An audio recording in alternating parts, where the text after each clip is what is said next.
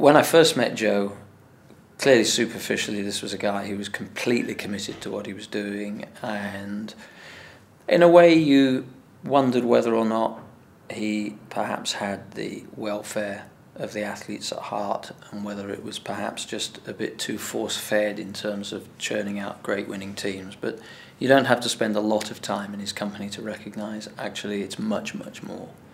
I mean, this is a guy that comes at you very, very full on, but I soon realised that he was probably the greatest enthusiast about track and field, and more importantly about the sort of the mentoring process. He was a great believer in physical fitness, but mentally being very, very tough. So he was a real Vince Lombardi character.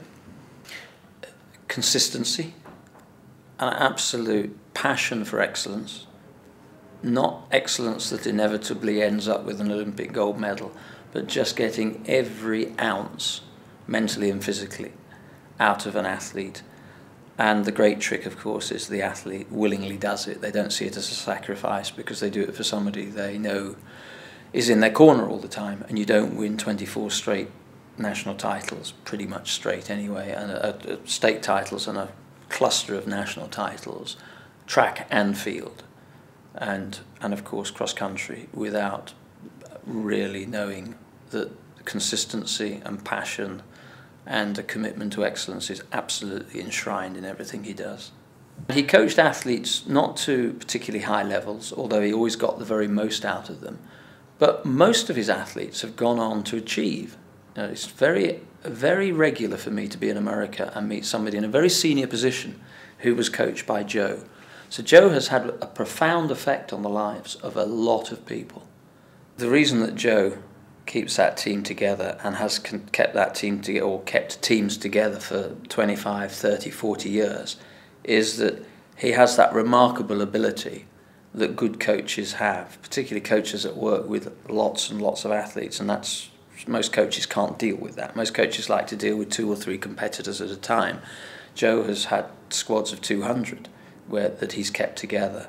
And the reason he has kept it together is that he knows virtually everything he needs to know about every one of them individually. He will know their parents, he will know their brothers and sisters, he will know what job they're doing outside of school, he will know their grades, he will know what they like, what they don't like, he'll even know what they like eating. And he treats them individually.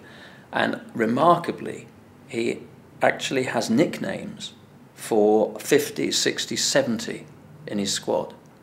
So he has the youngest guys, he used to call the Mighty Mites, right the way through to the guys that are about to graduate from high school.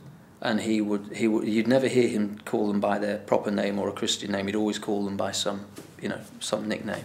For me, his main legacy is the way he used sport as a bridgehead into allowing generations of young guys to understand a little bit more about themselves and to pursue careers having established their self-confidence and their self-esteem through those funny little track programs and the cross-country programs that he set up. And they all come back to see him.